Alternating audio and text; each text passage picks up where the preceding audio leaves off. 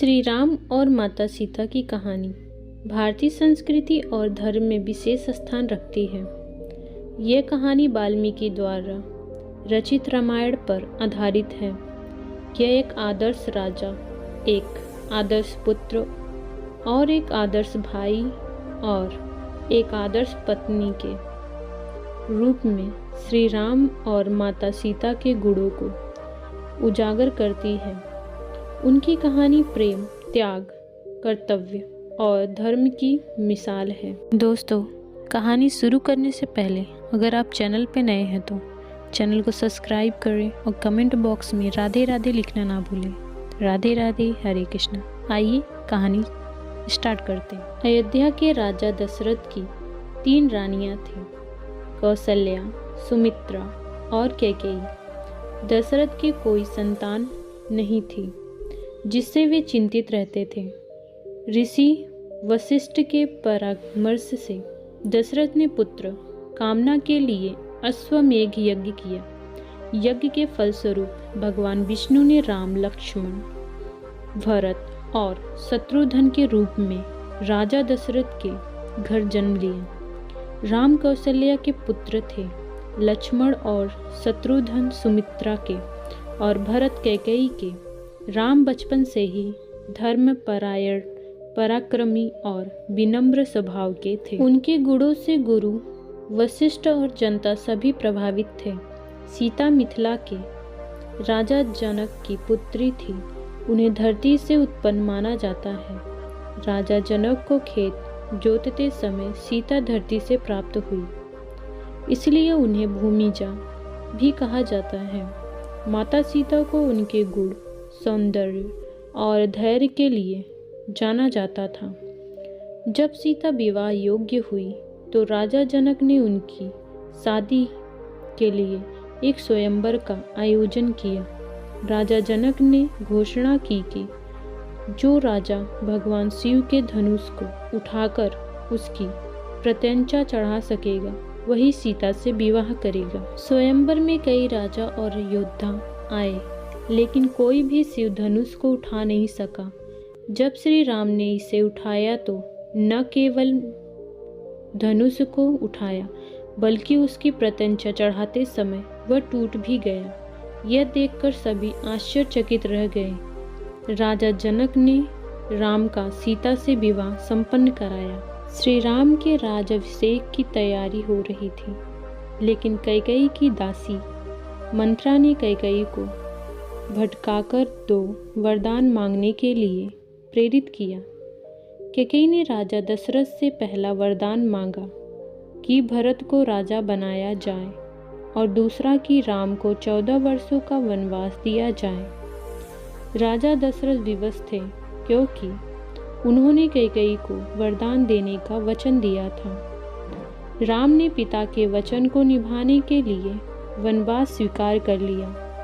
माता सीता और भाई लक्ष्मण ने भी राम के साथ वन में जाने का निर्णय लिया। राम, सीता और लक्ष्मण ने वन में प्रवेश किया और साधुओं, ऋषियों के साथ जीवन बिताने लगे।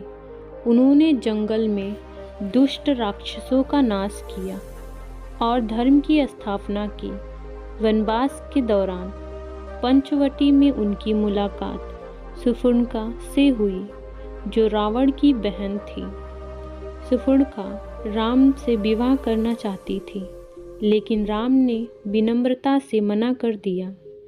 शूर्पणखा ने सीता पर आक्रमण करने का प्रयास किया, जिसे लक्ष्मण ने उसकी नाक काट कर रोक दिया। शूर्पणखा ने अपने भाई रावण को राम, सीता और लक्ष्मण के बारे में बताया। रावण ने सीता को प्राप्त करने की योजना बनाई। उसने मारीच को स्वर्ण मृग का रूप धारण कर सीता के सामने भेजा। सीता उस स्वर्ण मृग को देखकर मोहित हो गई और राम से उसे लाने का आग्रह किया। राम मृग का पीछा करने गए। राम की अनुपस्थिति में रावण ने साधु का वेश धारण कर सीता का अपहरण कर लिया और उन्हें लंका ले गया। सीता की खोज में राम और लक्ष्मण की मुलाकात हनुमान से हुई, जो वानराज सुग्रीव के सेवक थे। हनुमान ने राम की मदद का वचन दिया और सीता की खोज में निकल पड़े। हनुमान ने सीता को लंका में अशोक वाटिका में बंदी अवस्था में पाया। उन्होंने राम का संदेश सीता को दिया और उनकी स्थिति की जानकारी राम को दी। राम ने वानर सेना के साथ लंका पर चढ़ाई की। युद्ध के दौरान राम ने रावण के भाई कुंभकर्ण और पुत्र मेघनाद का वध किया। अंततः राम और रावण के बीच भीषण युद्ध हुआ, जिसमें राम ने रावण का वध कर दिया। रावण के वध के बाद राम ने सीता को मुक्त कराया। अग्नि परीक्षा के माध्यम से सीता ने अपनी पवित्रता सिद्ध की। वर्षों का वनवास पूरा करने के बाद राम, सीता और लक्ष्मण अयोध्या लौटे। अयोध्या में राम का भव्य राज्याभिषेक हुआ। राम ने अपने राज्य में धर्म, न्याय और शांति की स्थापना की। कुछ समय बाद अयोध्या के कुछ लोगों ने सीता की पवित्रता पर सवाल उठाया। राम धर्म का पालन करते हुए सीता का त्याग करने के लिए विवश हुए। राम जो धर्म और प्रजा की मर्यादा का पालन करते थे, प्रजा के मन में संदेह को शांत करने के लिए अत्यंत दुखी मन से सीता को वनवास देने का निर्णय लिया। गर्भवती सीता को लक्ष्मण के माध्यम से वन में भेज दिया गया। सीता वन में भटकती हुई महर्षि वाल्मीकि के आश्रम पहुंची। वाल्मीकि ने सीता को आश्रय दिया और उनकी देखभाल की। उसी समय सीता ने जुड़वा पुत्रों को जन्म दिया, जिनका नाम वाल्मीकि ने लव और कुश रखा। लव और कुश का पालन पोषण महर्षि वाल्मीकि के आश्रम में हुआ। वाल्मीकि ने उन्हें वेद, धर्म और युद्ध कला की शिक्षा दी। उन्होंने दोनों को धनुर्विद्या, धनुष, बाण चलाने की कला में निपुण बनाया। लव और कुश का जीवन अत्यंत सरल, तपस्वी और धर्मपरायण था। वाल्मीकि ने उन्हें रामायण की कथा भी सिखाई, जिसमें भगवान राम की वीरता और मर्यादा पुरुषोत्तम पुरुष का वर्णन था। लव और कुश ने वाल्मीकि द्वारा रचित रामायण को गाना और सुनना सीखा। वे दोनों अपनी माँ सीता के प्रति गहरा सम्मान और प्रेम रखते थे, लेकिन वे अपने पिता राम के बारे में अधिक नहीं जानते थे।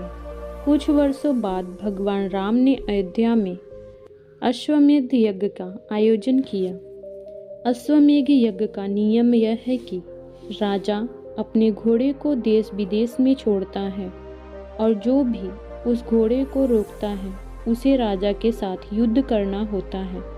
राम ने यज्ञ का घोड़ा छोड़ा और वह घोड़ा विभिन्न क्षेत्रों से गुजरते हुए वाल्मीकि के आश्रम के पास पहुंचा। लव और कुश ने यज्ञ के घोड़े को रोका और उसे अपने पास बांध लिया।